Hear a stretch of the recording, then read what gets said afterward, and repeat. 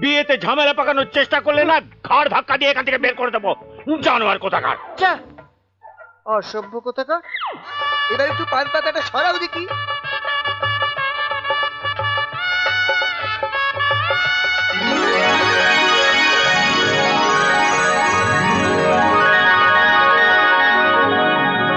আরে এ আবার কি?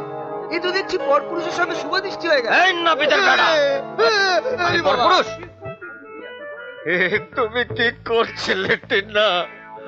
আর একটু হলেই তো আমি বিধবা হয়ে যেতাম। আরে এই কে তুমি? প্রসেনজিৎ। হ্যাঁ বাবা কি বলতে? এটা কি টিনা দাবি? বিশ্বাস করো ভাই, মাত্র একটা ফুচকার জন্য ও আমাকে ছেড়ে তোমাকে বিয়ে করতে যাচ্ছিল, তাই না টিনা? ফুচকা? দেখো, বিয়েতে ঝামেলা পাকানোর চেষ্টা করলে না ঘাড় ধাক্কা দিয়ে এখান থেকে বের করে দেবো। জানোয়ার কোথাকার। অসভ্য কোথাকার। আমাদের বিয়ের মেনে না নিলে গলা ধাক্কা দিয়ে বার করে দেবো। এই এই এই এই কোথায় পালাচ্ছ? বিয়ের রেজিস্ট্রি সার্টিফিকেট দেখাও। পালাচ্ছি না স্যার, পালাচ্ছি না।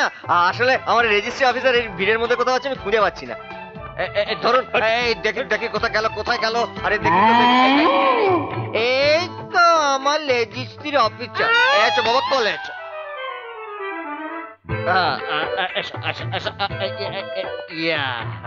এটা কে? আমি রেজিস্ট্রি অফিসার। আমি এদের দুজনে বিয়ে দিয়েছি। এই হলো ম্যারেজ সার্টিফিকেট। এই হচ্ছে আমার আর টিনার রেজিস্ট্রি সার্টিফিকেট। আমার আর টিনার এতে সই আছে। দেখো তোমা, এই সইটা তোমার?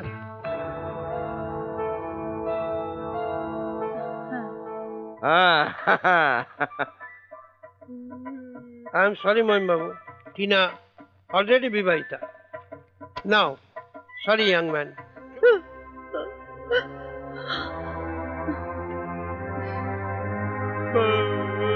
বাবা, তাহলে আমার বিয়ে হবে না বাবা?